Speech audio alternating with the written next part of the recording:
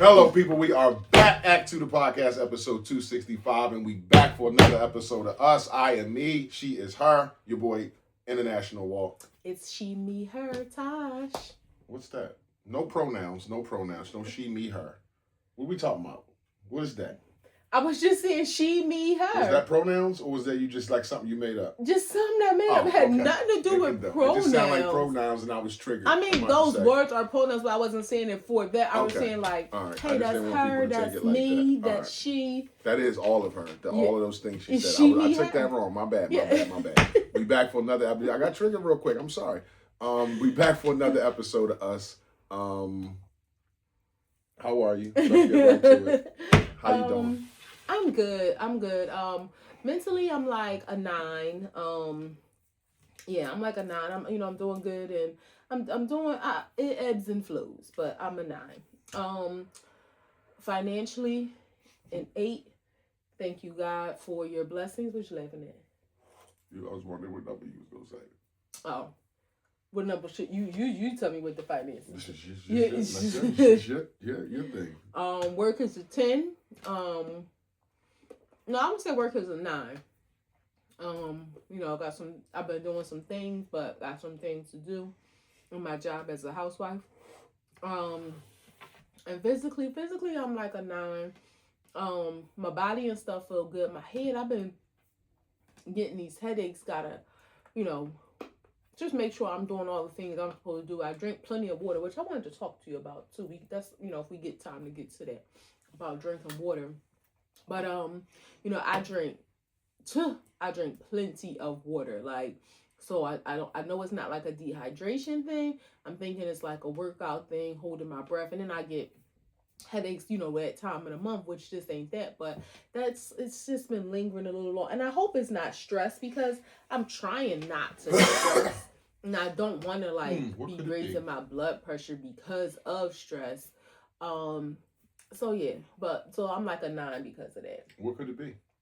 Of stress? Yeah, like other than you worrying quietly inside your brain. Yeah, you're right. And that's probably why this damn muscle in my neck won't relax. Mm-hmm. Like, there's no rub to get that out. It really is me having to really, really. Why don't you meditate? Like you by I've yourself never sometimes. Seriously tried it, and I would like to try it. And I've heard people let me change that. I might have tried it once or twice, and it's I can't shut off the noise in my head. But I heard people say that's normal, and over time you'll get better with doing that. Well, what I think you should do is listen to the noise, not the noise in your head. You should turn on ocean noise or rain, on the TV or whatever, and listen to that. That way you escape whatever you're trying to think of in your head about a shoe or a shirt or where you're going or that kind of thing. I'll fall out of meditation and go to sleep. Well, that's the purpose of sitting there trying to have a blank mind. Okay. You won't fall asleep because you're sitting up, but you'll be still and quiet and maybe have some other thought if you just listening to the rain, listening to the ocean or whatever. It's just a thought. No, I mean, I'm not opposed to it at all. I'm not talking about no hour. You can start off with 5 minutes and see how that worked for you, or 10, because you might be thinking of shit in the first 5 minutes. Yeah, I mean, I definitely I admire people who say they can meditate for an hour and have a clear mind. Sure there's people that have been doing it for years. Yeah, I really do. So I mean, I'm not opposed to that, and I'm open to anything, because it's you learn how to take yourself to a place. And if you listen to that noise, then you drown out all the shit that you're thinking about all day. Mm-hmm. And you just sit there and listen to the rain, listen to the rain, listen to the rain. Yeah, eventually your mind will settle down. You think that's better than one of those narrated meditations? Yeah, I think because you don't like to listen to people talk, so that's going to get annoying. And I think it's much better than sitting in a quiet room, just silence. Oh my God, people talking. I tried to listen to a podcast when I was on the treadmill. Yeah. And I like those girls, but the sound of their voices, oh my God. I like to just look at pictures. Go ahead, how are you? MG though. I'm good. Mentally, I feel like a 9. Financially, I feel like a 8. Work, I feel like a 9, and physically, I feel like a 10. That's good. So that's where I'm at. Work is, you have a like a handful of jobs going on right now, right? They're all wrapping up. I'm only on one now. They're all wrapping up. I got like odds and ends. But don't you have like 3 or 4 wrapping up? Mm-hmm. That's awesome. Yeah. Big juggler. I try to do what I can do. I try to perform at a high level. So when I, go ask for money, it ain't an issue. I know that's right. I know that's right. Your wows and woes for this week? Wows and woes. I like this role I'm on of no woes. Like I don't have no issues, no drama, no stress. My wife is doing good. I'm doing good. My daughter is doing good. Yeah, so I'm good. She had an interview today. So if you see this, Jay, I wish you the best when you get your the results and information back from that interview. And just remember, if it doesn't work out how you thought you wanted it to, sometimes God's rejection is redirection. Mm-hmm. I mean, you actually she thought it went well, so I just hope it pans out for her. Absolutely. Yeah, and congratulations on on the new whip. And not for nothing. I mean, I know like her transition just happened, and the fact that she got an interview already, shout out to her because that's dope. She trying. She out there. She trying. Yeah. So that's how I feel. Let's get right to the show. What was your wow? You said no woes, but those were your wows. Okay. Yeah. Okay. What about you? The same. I didn't have any. What you got? How the week treat you? How the world treating you now that you stable? No woes. Wow is just me sinking more into this new transition in my life, and one thing I can say, it's been a month, and it when you're not busy all day. Mm-hmm. Time seems time really like this seems like it has been a long month. But do you know what to do with yourself yet? I don't somebody really. Was to ask you, if I was to ask you, you know what to do with yourself? Like, what's the answer to that? Yes or no, without word salad. Sometimes, yeah. Like I don't have a lot that I have to do, which is great. And I gotta stop beating myself up with not feeling that I'm being productive. I read something that says some days spent working on yourself are productive days. And I gotta stop beating myself about that. So I'll do a little bit of something every day. I'll at least I try to. So lots of laundry. Well, laundry can be an everyday thing. I like doing a little bit of laundry during the week. Rather than, I don't buy into this Sunday. We talked about this before. Mm-hmm. Sunday, you fill your day up with chores. I would like to have God rested on the 7th day. Like I would like to have nothing to do on Sunday because everything is done. Throw a little bit of here, a little bit of here, a little bit of there throughout the week, so that it's not like a whole big thing on Sunday that encompasses your whole day. Not to go back down that road, but my take was people have strenuous jobs, so sometimes you don't want to come home to clean or come home to do 2 or 3 chores. Yeah, I understand everybody's life isn't structured. And I also think the more you do that weekend thing, whether it be a Saturday evening you do your cleaning or a Sunday, I think when the more weeks you do that, you get a rhythm. So it's not an all day thing. You might spend 2-3 hours and knock everything out because you're so used to that routine. Yeah, I prefer. I just don't think that. I think for people who do that, you're mismanaging your time if it takes you on a Sunday 9 hours to clean your house and wash your clothes. Well, it depends on how much of a deep clean you do. It depends. Sometimes you. But if you're doing it every week, you don't need a deep clean. That's what I'm saying. If you're doing it weekly, then you don't need that spring cleaning. You don't need to move everything weekly, babe.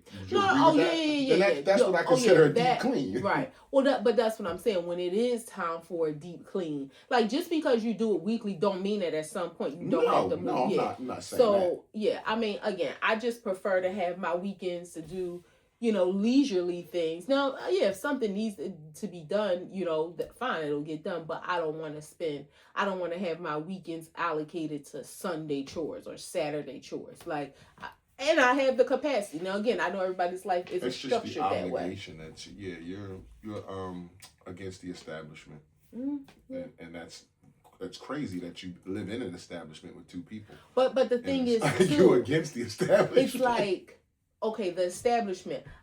You tell me I gotta work 5 days a week at a job and work one of my 2 days off on my house.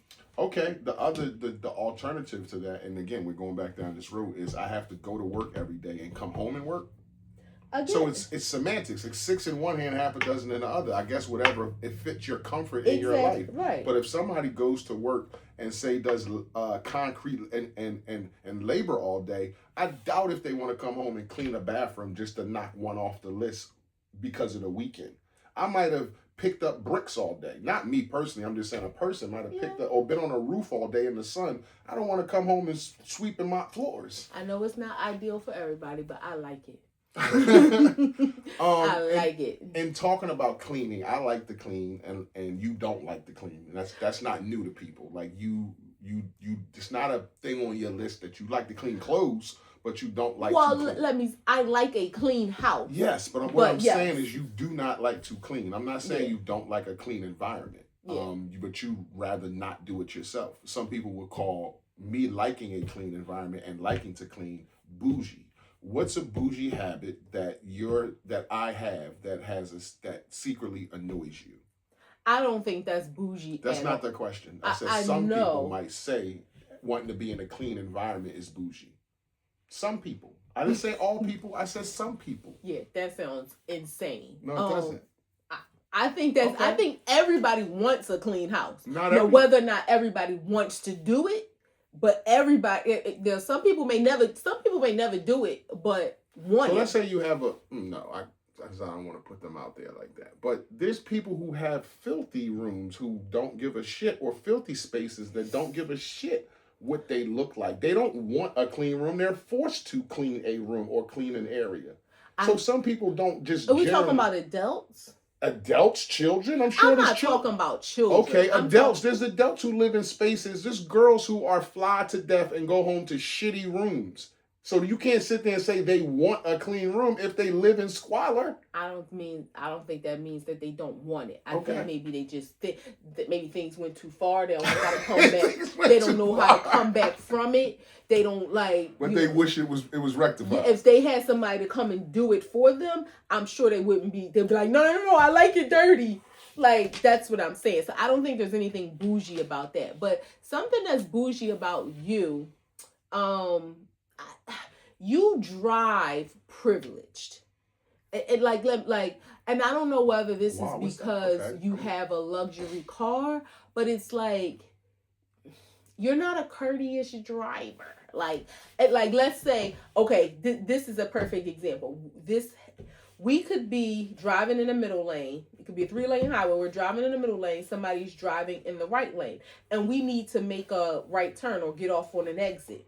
And instead of you, like, if somebody's next to you, you'll get mad that they weren't going slow enough and you're to go around them, instead of just slowing up a little bit and just getting behind them and then going that way. I think I judge that on the spacing. The where my car is adjacent to their car. So if my front is like at the driver's side at the door, I'll fall back and go behind them. If my front is past their car and they won't slow down, then what I think you're saying is I initially don't put on my turning signal to let people know I want to get over. I'll look in the mirror first to see what position they're in, then put the turning signal on. That's where I think you see, why don't you just put the turning signal on and let them know, and you wouldn't have to do all that looking and shit. Well, even that, it's almost like let me get in front. Like, instead of you,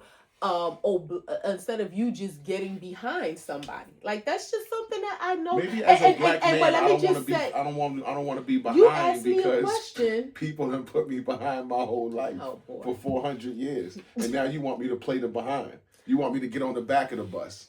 And maybe it could be. Like, it could be a man thing. Maybe all men are like that. I don't know. I don't ride in a car with other men. So again, I don't know if that's a thing, like a male bravado thing, but to me it comes across as like, And the reason why I say it's bougie. Why can't I take a Brody? Why I gotta be privileged? You do Brody, but you know what? I feel like it's more prevalent with your current vehicle. So that's where I feel like I need you to drink some water so you don't pass out on camera. I'm not gonna pass out. But let me ask you this: do you Brody? Yes or no? No. You don't ever Brody? I am not an aggressive driver. Do you ever Brody? If it's absolutely necessary. So it's always necessary for you to Brody, but it's unnecessarily when I Brody. Babe, I will slow down and just get behind somebody if I'm getting off. Now, if it's like, oh my God, I gotta hurry up because I waited too long and I'm about to miss my exit, then that's different. But if it's just like, okay, we're riding side by side, then okay, I'll slow down, 3 to 5 miles an hour to let them go, so then I can get behind them. You will speed up 10 miles an hour to be like, let me in. Yeah, so that's, and again, it could just be a male thing, or it could just be, you're a little bougie Brody driver, brodying driver. Okay. And another thing. It was just one, but go ahead. You can go two. Go two. Well, I guess that's not really. No, that's not a habit. Go ahead. Mm-hmm. Mine would just be your overall spoiledness. Like you have a mindset of you want what you want, and that is bougie, and it annoys me. Like, and also, like we almost got into a little tiff about this, and I had to set you straight. It was a couple of weeks ago. I had to give us some straightening. We was in the market, right? And I went to put the stuff up on the counter because she was away. So I'm just throwing the shit up there. We got like 16 things. So I'm throwing the shit up there. And she comes back and tries to give me attitude because I didn't stand everything up in order the way she wanted. Like the fucking romaine standing up and the pineapple. Like all that kind of shit got to be in order, in its place, grouped together and all that kind of stuff. Cool. I don't have a problem with that because she usually does that. So I don't interfere with it. I just pay. So when she was away and I had to put the shit up there, I'm thinking, all right, I could get through this before she gets back over. But when she comes back over, she tries to give me a little attitude. Why ain't the stuff up there? And I had to shut it down. Look, no, you're not about to get an attitude over something stupid. This thick stuff gonna be in the cart for 30 seconds. I'm gonna throw it in the back of my car. We ain't got no bags anyway. And she kind of probably realized, you're probably right. We ain't got no bags. It's going to go in the back of the car. We almost there in 30 seconds. This ain't a thing to get into a fight about. But those kind of moments, it's like, it irks the shit out of me because it's like no matter what, she wants what she wants, even if it's for 30 fucking seconds. And that drives me crazy. You finished? Yeah. First of all, let me just say this. Look, why you got to do it with all that? When I see somebody with a cart where you just have everything. Not the cart. No, the belt. It was the belt. It wasn't the cart. I'm not talking. Okay. It was both. No, the cart you did. You came back by then and you put the cart. I stepped away and you took the stuff off the belt and put it in the cart the way you wanted it. It was the belt that you came back and was like, yo, what's up? And I was like, she ringing it up now. Like, I don't really care. It was the belt. It was a little bit of both, but I got back in time to fix the cart. I think it was just. But let me say this: when I see people in the market that have stuff in their cart that is just thrown in there, oh my! That to me is like What if somebody got 50 items? They're shopping for the month. You're picking up one item at a time. Like it's only a certain amount of floor space in the bottom of the cart. You're gonna have to start stacking stuff on top of each other. You can, but in decency and order, like how you do. I've read this before, and sometimes I have to remind myself as well. How you do something is how you do everything.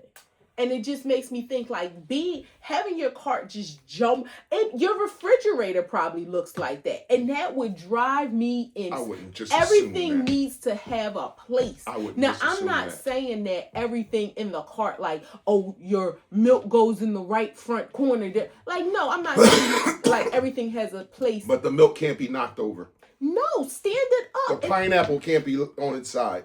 Why would you not want everything to fit neatly in the cart? You don't need to have anything smashed. Like, and then when you put it on the belt, again, you line things up neatly and in order. That drives me crazy, and he knows it. So that's the thing. But that's why I tried to do it, because you wasn't there.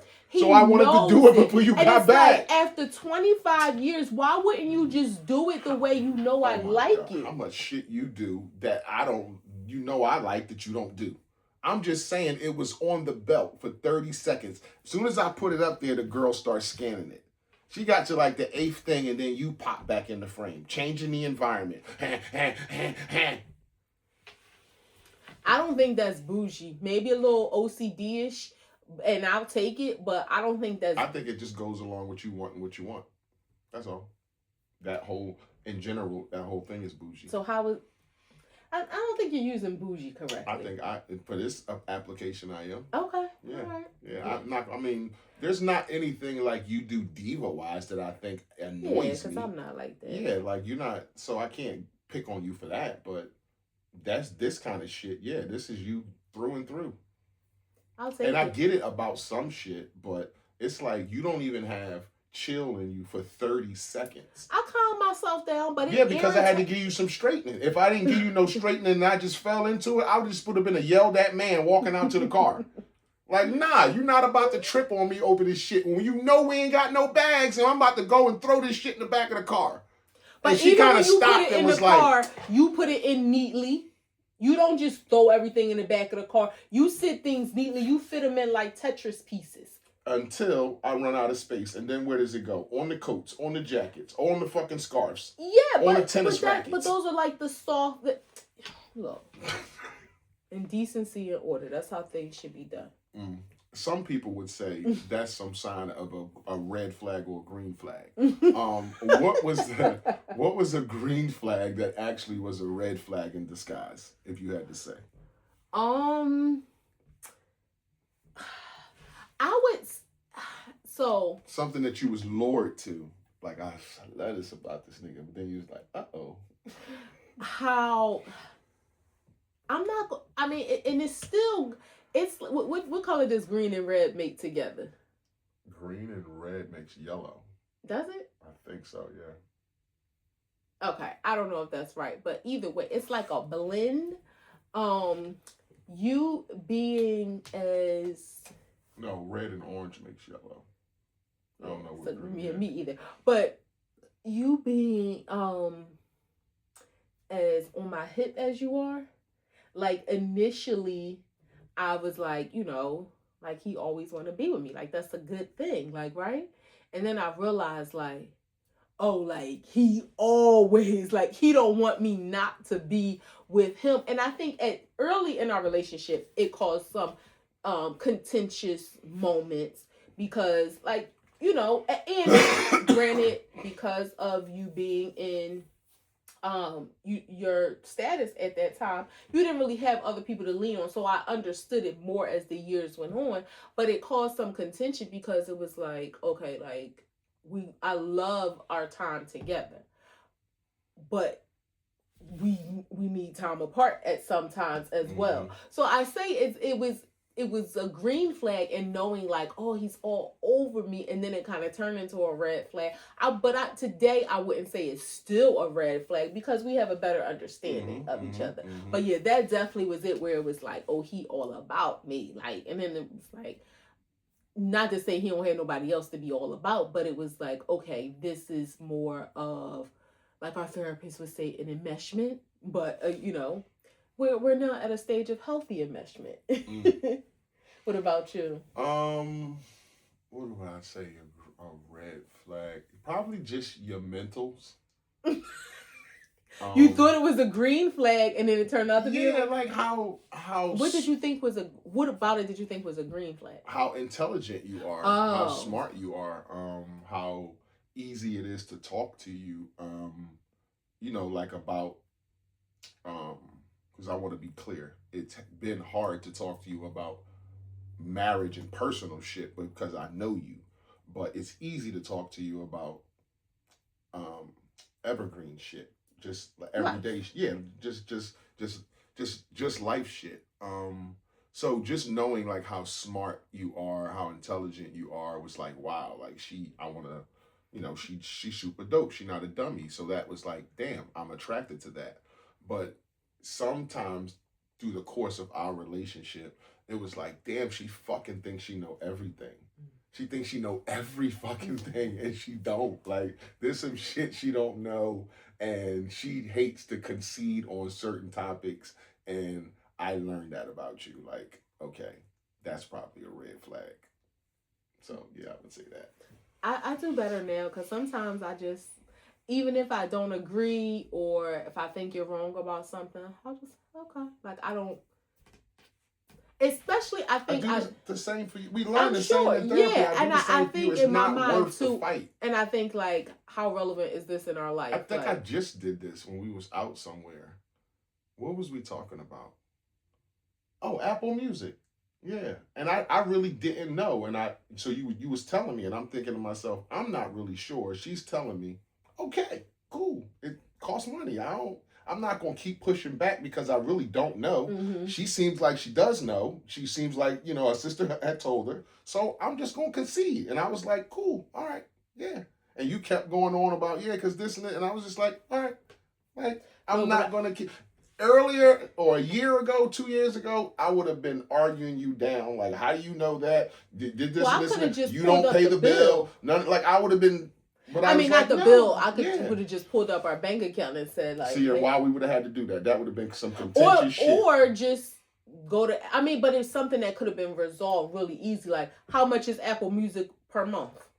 Like that's something that could be resolved really simply. Like, okay. But some things, it's like, now it depends. Walking on the treadmill, I was like, it makes sense. It probably do cost a little $10, $11. I was like, it makes sense. Yeah. So yeah. But there are some things that, and you do the same for me, and I appreciate it, that we might check each other on for the sake of knowledge and misinformation. So you don't go out there looking stupid. Yeah, when we were talking about the Canadian government, and it both was like a teaching moment, learning moment for both of us. So those are the moments where it's like, okay, what you're saying isn't actually correct. Let's learn about this together. But then it's those moments where it's like, I don't think what he's saying is true. True. Now, some things I'll be like, you want some BS. Like, no, the world can't be like that. Like, I think the world can be. Or no, it ain't no Sasquatch. Or when you want to have the flat earth conversation, like, I'm not a flat earther. I know, but sometimes you just want to engage in that dialogue. I know, because I like to talk to you. But that's all. But you don't it's not even. Like I want to argue about. I'm saying my stance is it's a flat earth. But we ain't the debate team. But I hate when you don't have dialogue about a topic that you're not interested in. Where you're just like, I don't know. It's whatever. I don't know. I don't like. And it's like, damn, like give it a 5-minute thought and a synopsis. There's a lot of things that we talk about that might be thought provoking. I'm not putting that much thought into somebody thinking the earth is flat. Okay, find the edge and walk off of it. When they talk about the planes and stuff like that in the water, it just makes you think, and everybody just say, oh, it's gravity. And it's like, okay, that's what they told us. Yeah. It was gravity. Yeah. What personal values you won't compromise, even if it causes conflict between us? Because I would say I'd do anything for you, you do anything for me. I'm going to say with the exception of God, because I would never ask you to give up your God or faith for some shit we got going on. Yeah, like, I mean, that, if so you take that off the table. Yeah. I would say, and I don't, hear me out, I don't think this is a request that you would make. I know, like, at this phase of our life, you don't want a baby. And Lord knows, like, if God was to bless us and that happened, I would be grateful. But it ain't something that Open a window up and get the juju out this joint. It ain't. Shit. It ain't something that I'm praying for anymore. But, and I don't think you would, like, make that request. But, like, if I was to get pregnant and you didn't want me to keep it, then. That's the thing. If you got pregnant, I would want you to keep it. I would be highly confused, frustrated, dysfunctional. A little crazy for a while. But what the fuck am I going to do? Like, I know you. So, but you would have to give me space to get it all out before, like, I come back as the daddy. Would you request a DNA test? No, nothing like that. I'm just saying, I might, I gotta wrap my head around it. Like, and that's not gonna be like Probably won't be here. Oh, you gonna leave for a bit? I don't know, man. Like, I might need, like, I could promise I'm coming back to do what I'm supposed to do. But I would give you that space. A nigga might need space. Like, what the fuck? Like, what the fuck? I would give you that space. What the fuck? Damn. I would give you that space. But, I mean, yeah. I promise I'm coming back. Like, I'm never, ever going to leave you. Like, we going to be together forever. But a nigga needs a minute to wrap his head around that one. Yeah. Around that one. Like, I done had sex with you 86,927 times.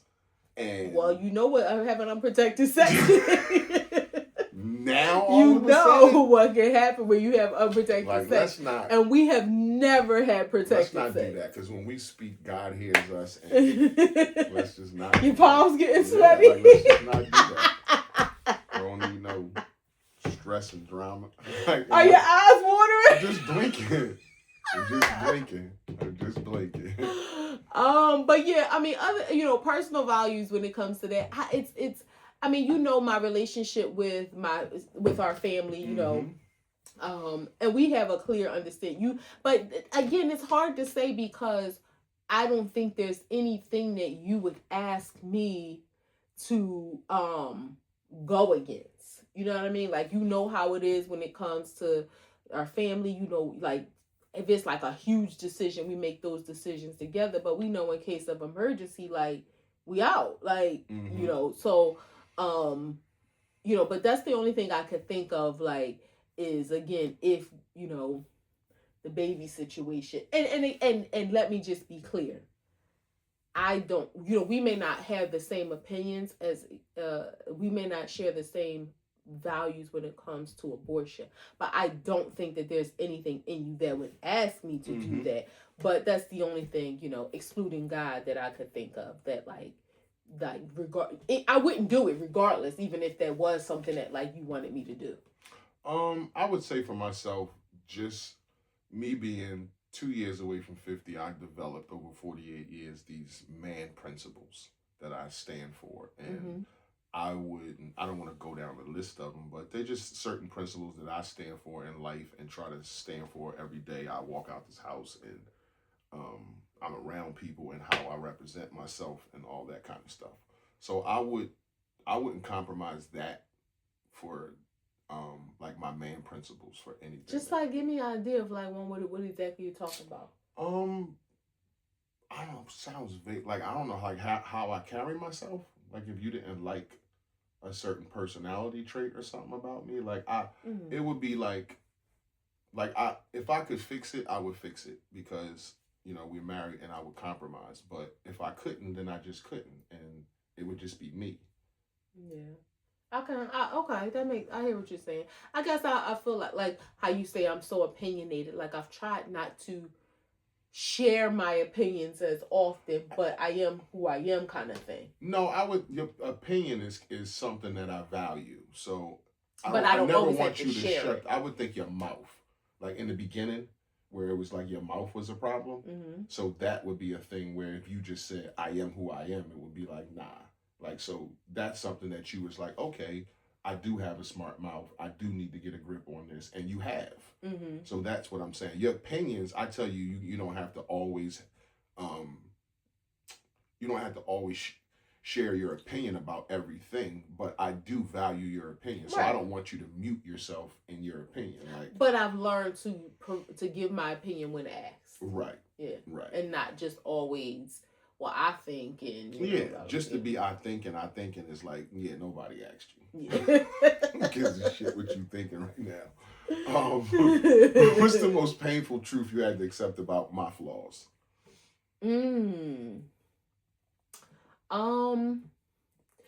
Okay, and kind of piggybacking on what you said, there are some things about you, like, in gaining your freedom, there are some things about you that have changed, but I've had to accept that there are some things that probably won't change much. And I'll say, like, your socialization, that has changed some, but, like, you're not about to be out here, like, Mr. like the welcome mat, Mm. So, and that, I'm not going, painful is hard because there's nothing about you. I mean, it was painful to accept, the in hindsight, the 23 years that we did together. I thought you would say that, like, when did, and I guess in that I would ask, when did you know it was like a truth that you had to accept? Like, not like, hey, this is a year or two and I'm about to bounce, but this is 10 years and I feel like I'm too far gone, or like this is something that I have to accept and get on this ride for as long as this goes. Like, I gotta see this out. I think it became more painful, if we want to use that word, just for the sake of the conversation. Probably for both of us around the same time in different ways, because you remember we started having more contentious conversations about me wanting to travel without you because you couldn't, and it was like, I didn't know when you would be able to, but it was like I didn't know how much longer I could go in my life without having that experience. And I always remember, probably was around, I don't know, like it was probably after my 30, I know it was after my 35th birthday. So I'm thinking it was like around my 36th, 37th, 38th year. And maybe even 39th, because 39th was 2020, COVID. And I remember saying to you, like, babe, for my 40th birthday, I want us to go away. I want you to take me away on a trip. And I remember you asking me, like, not to kind of talk about that anymore because it was painful for you, because you didn't know if you would be able to. But God, in 2020, you gained your freedom. And for my 40th birthday, we didn't take our first trip, because we took our first trip in October 2020. But for my birthday 2021, we were supposed to go to Jamaica, but you didn't get your passport yet. So we ended up going to Puerto Rico and still had an amazing time. My sisters came with us. Like, we had an amazing time for my 40th birthday. And it's just crazy thinking, like, and I never brought it up again because STK. Yeah, we went to STK for my birthday. Yeah, I never brought it up again because you expressed, like, it made you sad because you didn't know if you was going to be able to do that for me. And the pressure was enormous because it's like I never had broken a promise to you, and you was asking me, like, promise you going to take me on a trip on my 40th, and it was like, yeah, it's a year from now, and I want to say yes, but you don't know what you just did. Like, you just asked me this simple ass question, but for me, you just put like 5 million pounds on me because I have 365 days to figure out how I'm going to be legal to take you somewhere and not disappoint you. Yeah. And that was enormous pressure.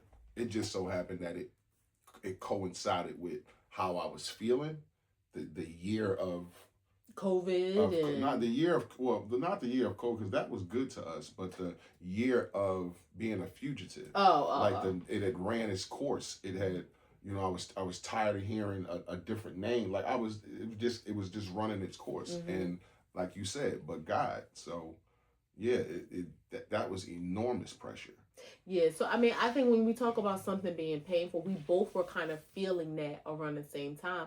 And like I said, it was causing contention because in my mind it was like, I don't know what this is going to do to us, but I got to get on a plane and go somewhere. I want to go somewhere. I want to see the world. I want to do this. I want to do that.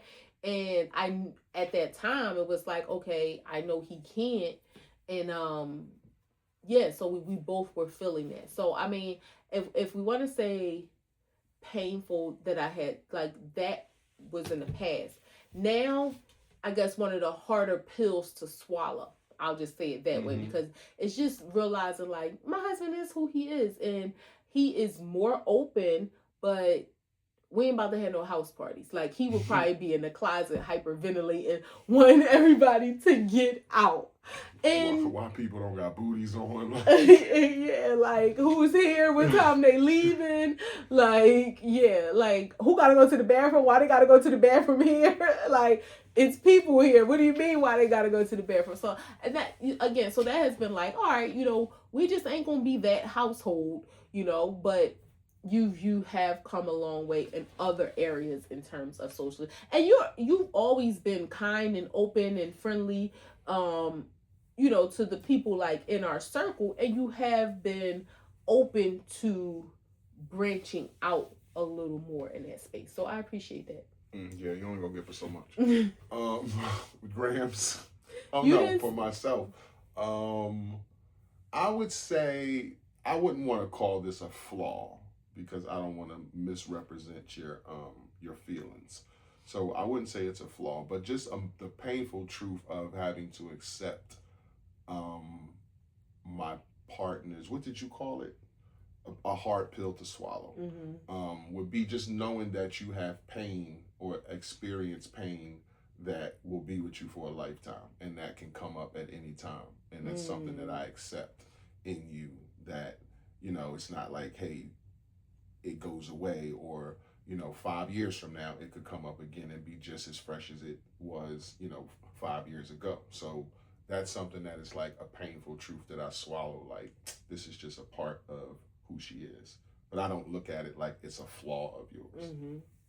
Does that make sense? No, it does. It does. And I try to minimize like the lashing out towards you, but sometimes I don't even recognize it. Like, when my mood is like short or cranky, man, and you know where that comes from, and I'm trying to learn to do better, and that is when those feelings from multiple different things start to push up, and me trying to repress it instead of just letting it come to the surface, crying about it, doing whatever, and getting it over, and then being okay for the next 6 months, 12 months, whatever, but trying to repress it and ignore it.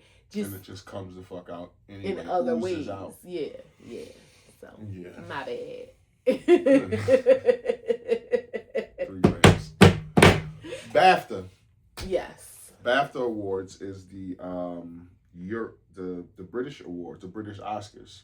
Yeah, I forget what it stands for, but British Actors Oscars. Film and Television Awards. Okay. I just made that up, but that might be right. I'm gonna go with that. Yeah, I'm sitting here like, yep, and I don't even know. See, that's one of them things I ain't gonna fight on. I'm just gonna concede. Yeah. Yep, that's what it means. But yeah, Delroy Lindo and Michael B. Jordan stood up in front of a crowd, auditorium of people, and they did a movie about a man with Tourette's. That particular man that they did the movie about, John Davidson, was in the crowd. The crowd was warned that this man was in the crowd and that he has tics and they might come out and this and this and that. And the man yelled out, "Nigger bitch," as they were presenting the first award. What I've learned in this is that, because I did some digging. First, I initially said, this guy's a racist prick and, this is what you get. What I learned is that the show wasn't live. It was a 2-hour delay in the show. Also, a person had went on that show and did a long speech about Palestine, and they edited it and cut it up and made it shorter. So if they could do it for that, why wouldn't they do it for that? Especially for the first award. So I would put this on the producers, not so much on the man who has this condition where you yell out these obscenities. So that's where I feel like the producers of the show dropped the ball, having a 2-hour delay. So that's crazy time for you to see or hear something or see that things are off in the auditorium, and you can take this out, especially if you took out the long, drawn-out speech about Palestine. So you cut that from 8 minutes to like 3 minutes or whatever. You could have just easily, you didn't hear that. So that's where I'm at with it. I think the producers over there are racist. Now, there's a lot of conspiracy theories. I'm going to let you land your plane. There's a lot of conspiracy theories where people say this guy knew what he was doing and yelled out this obscenity to get more talk about his movie that's about him. There's that out there. There's also the possibility of this is just how these people are over there in Britain. Yeah, in Britain, London, where you can, this is what they do. They get stuff off like this. So there's that. But what have you heard and what's your thoughts about this? I haven't really looked into it. I've read like headlines. I've seen like some people posting things about it. But a couple of things that in my mind. One, like you mentioned, the producers. With all the technology and sound technology, that page where it's where they're singers and they block out all the background noise, so you Marvin just hear Gaye the on the purity end, yeah. of that person's voice singing whatever that they're singing. With all the technology, like you said, even if they didn't cut it up or do whatever, you mean to tell me they couldn't mute that sound coming from him? That's one. Two, I've been trying to think about this with an open-minded perspective of like, okay, he has Tourette's, it is a disability.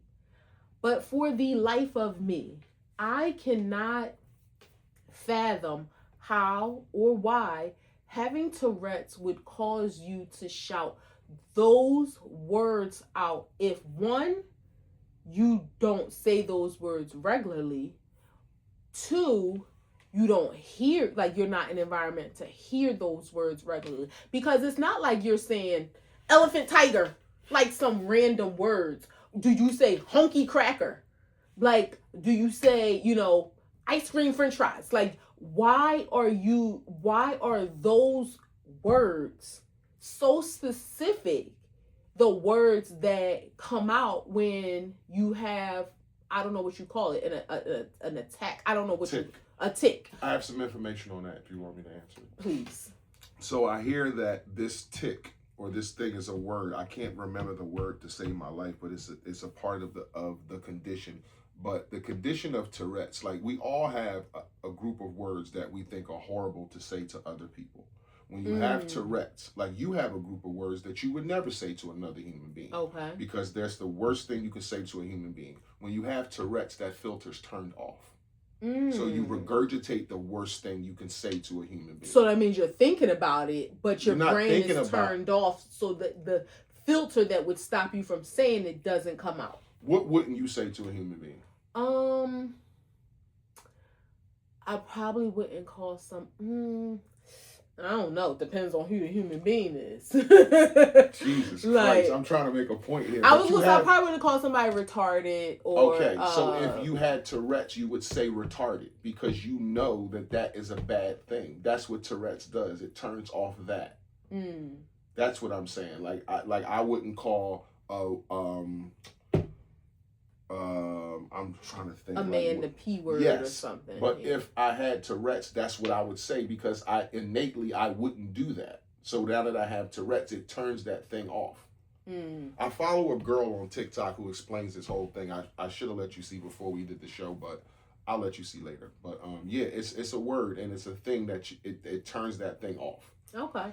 So so me having limited information about Tourette's, the disability, how it works. I'm laughing. It was a TikTok video where this Uber driver, this guy, first of all, I don't know why he was in the front seat. And, the dude who sleep? No, he wasn't asleep, but she was a white lady. He was from the hood. I want to say like Memphis, I don't know, but he introduced her. They became friends afterwards. Not in a romantic kind of way, but when she was offering him some snacks or something and through the chips, he was like, whoa. And she was like, I'm sorry, I have Tourette's. And he was like eating it. She's like, so tell me about this T-Rex. And he was calling it T-Rex like a dinosaur. Yeah, she was like, it's Tourette's. It was really funny. So that's why. Tell me about this T-Rex. T-Rex. Yeah, he was like, tell me about this T-Rex. But so I don't have enough information. You'll show me that information about how it works physiologically. But back to the producers, I feel like, y'all wanted to let that air. Yeah, and this is just further, further divisiveness between. I seen somebody on Threads just post a question, and it was, to me, I feel like it was rage baiting, but it said, does all African Americans hate people with disabilities? That's all I'm seeing, referring to that situation. And people was like, first of all, there are African Americans that have disabilities as well. So just that question of itself is stupid. But this is just further, exactly, divisiveness. Because I don't care what, people are going to look at it with a side eye. because most of us don't know like what you explained and why, because that was my first thought, like of all the things, why did he shout that out? Mm-hmm. Why did he shout that out of all the things? Mm-hmm. And did he continue to make to have tics throughout the show? It happened 3 times. Did he say other stuff? Yeah. Yeah, I mean other obscenities and other shit, but it happened 3 times in the show. Yeah, and they didn't ask him to leave, obviously, because the movie's about him, and you're honoring him with the movie, and you're showing like this is the stuff that happened, so you can't kick him out. But and again, I don't think it's his fault after learning about what the disease is, but I just think correct me if I'm wrong, the delay was put in place because people went to live shows and cursed and said dumb shit. Or political Smith. stances, or Will Smith, Rock. Whatever it was. But I'm talking about back in the 70s, this shit was put there because people went up there, took political stances, they said the F-bomb, they said shit, so they was drunk, and they have a 7-second delay, what I thought was to get stuff out. 7 seconds. These people had 2 hours. Yeah. 2 hours. So if you got 2 hours, then the person who's in charge of censorship should be fired, or the whole production team. Yeah. It's either his fault because he missed it, which that's his only fucking job to do, is to protect the censorship. So you should be fired. And if y'all let that go, then the whole production team should be fired. Yeah, I agree. But that's crazy. That sucks. Graham 2. USA Airlines, all the airlines. So to date, it is February. The airlines have flown, I think this dates from the last quarter to now in the first quarter. The airlines have flown 10% less gas, have flown the same miles and the same distances as the beginning of last year. In the beginning of last year, what do you think that reason is? So they've used 10% less gas to fly the same amount of miles. Maybe better fuel efficiency with these planes. I don't know. Like, I mean, I guess if you think about it with cars, if we've used, I that's the only thing I can think. Fuel efficiency. That's my baby thinking logical. Think outside the box. Give you another stab in the dark at it. Maybe they taking shortcuts. I mean, I don't know how I guess you can take a shortcut in the air.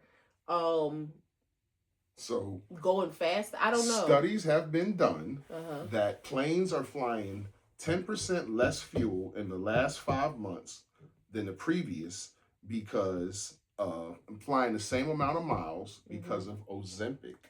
People weigh less. So it's less gas mileage. You believe that shit, babe? Ozempic has taken over. Mounjaro, Ozempic, all them drugs have taken over America to the point that people are weighing less on planes. So fuel efficiency is the same. They can go faster. Wow. Like how much money are they making off that shit? Yeah. But that's like crazy. We used to have 300 people on the plane and it'd be whatever, 12,000 pounds. But now it's 9,000 pounds. That's crazy. I was not. Because of every other passenger weighs a little less. That's good. I mean, no, let me not say that. 30 pounds here, 50 pounds here, 100 pounds there. I am not a proponent for it for myself. I know some people have used it and it has improved their quality of life. I know some people have used it that didn't really need it and could have work. Like I know some. Well, let me not say I know some. I've seen some people, particularly celebrities, who have been rather small but wanted to get a little bit smaller and use it. I know some people who have used it. They didn't even try to work out. They just went automatically to it. To each their own. I'm not a proponent for me or for me or for us. If people are getting healthier, that's a great thing, but I'm so afraid of us hearing these commercials 10 years from now, like we did about mesothelioma, and now like we're hearing about Depo-Provera and all these other things, and I'm so afraid of that for people. But that's crazy. Yeah, and just think about the trickle down. If people are smaller, right? So that's smaller clothes, which means lighter luggage. So everything's lighter. Yeah. Wow. Everything's lighter across the board. Yeah. But yeah, flying 10% less gas, flying the same amount of miles, all because of diet drugs, Ozempic, Mounjaro, and every other drug that makes you lose weight. And the crazy thing is, I mean, you have a lot of people that are getting it like through their health insurance, but you have a lot of people who aren't, and they are making sacrifices to pay for, which is crazy. It's like you think about the things that people should spend. Like, there are some people who won't pay out of pocket for therapy, but they will pay out of pocket for these shots. Like, that's crazy to me. But you know, to each their own. So won't pay out of pocket for a little brain reboot, but they'll pay out of pocket to slim down. Yeah, and I get it. For vanity purposes. I get it. The desire, to be healthy is great. But the desire to be slimmer, and because, I mean, even though being healthy should be our number one priority, we want to look good too. Yeah, the vanity I don't think that's the number it. one priority. I think this country puts the vanity aspect. And people want to look good on the beaches, and you know, your spouse. You want your spouse to look at you a certain way. You want to be able to fit different clothes from different places that don't make your size. I get all of it, but for me, the health scare part of it, that'll stop me every time from taking a shot. That will stop me every time. And I know some people who look great, and I'm, you know, cheering them on. Like, you look amazing. But that's crazy to think that I would have, in 10 guesses, I would not have thought about. Well, you know. That's why I said you was thinking logic, like think out the box a little bit. It makes me think, too, like, because, okay, let's face it, people are driving cars, too, that take Ozempic and all those other drugs. So I would think the same thing with fuel efficiency, emissions, and utilization is going to decrease as well. Like, there's going to be people buying less. But it's crazy how that shows that on planes. Like, you could actually measure something like that. Like, people are, and everybody know America had the biggest obese problem in the world, but people are actually getting smaller. Millions and millions and tens of millions of people are getting smaller, and this is reflected on fuel efficiency on planes. Yeah. Can we, I know we had 3 grams. Can we do a 2B?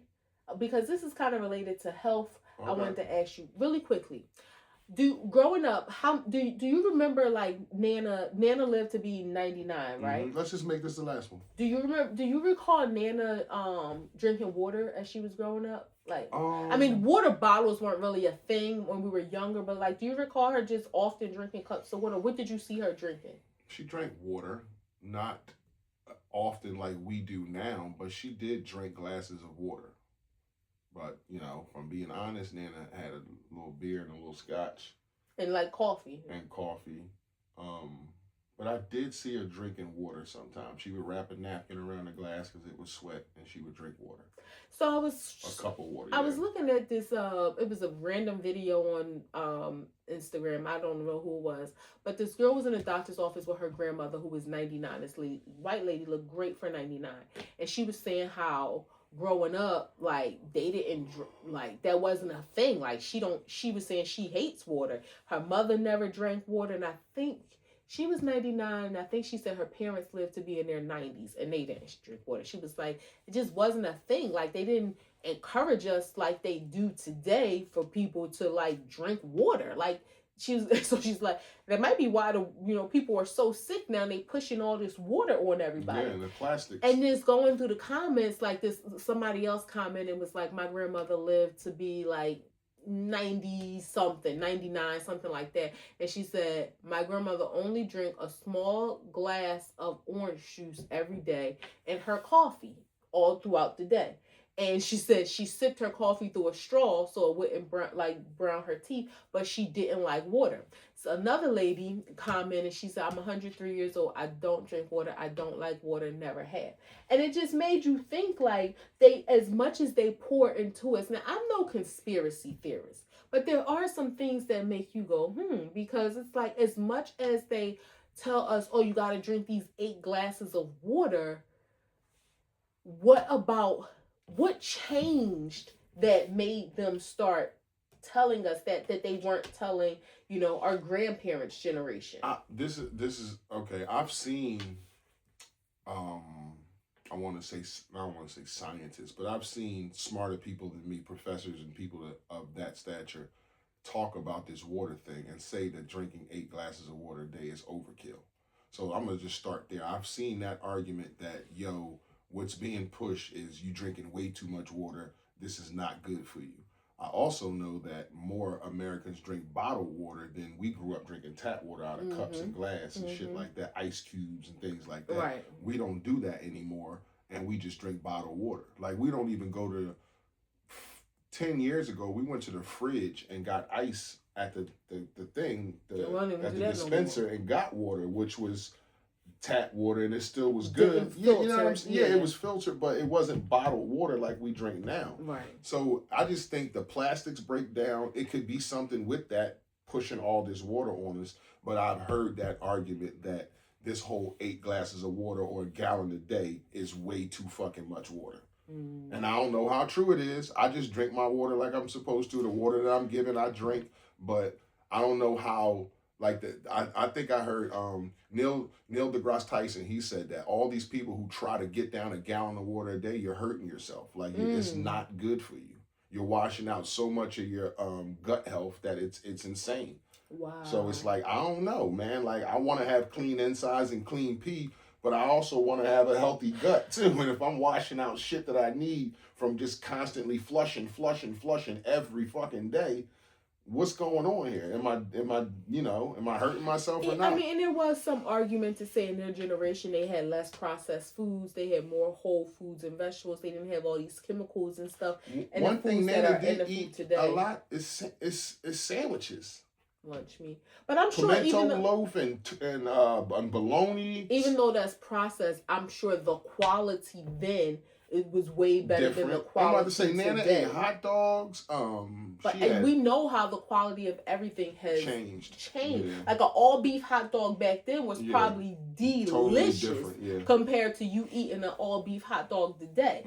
You know, so I mean, again, I'm not saying she ate completely healthy, but I'm saying the way foods were made were, even the bad foods were healthier than they are now. You know what I mean? We didn't have these bioengineered ingredients and stuff. We didn't have, like, even when they show like the ingredients in ketchup between like Canada and the US, you know, where it's 4 ingredients in Canada or in the UK, and it's 17 ingredients in the U. So those things were different back then, even if it wasn't the healthiest food.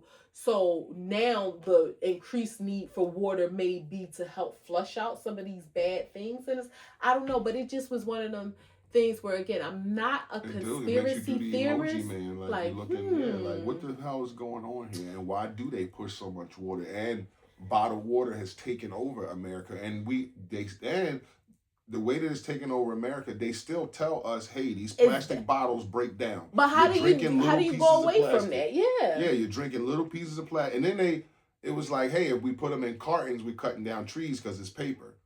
So it's like, what the fuck do? You put it in plastic and that shit breaks down, especially when you sit cases of water on your floor, when you have them in your house for weeks at a time, that shit breaks down. And then you go to crack one of them bottles open, there's shit floating in the water you can't see.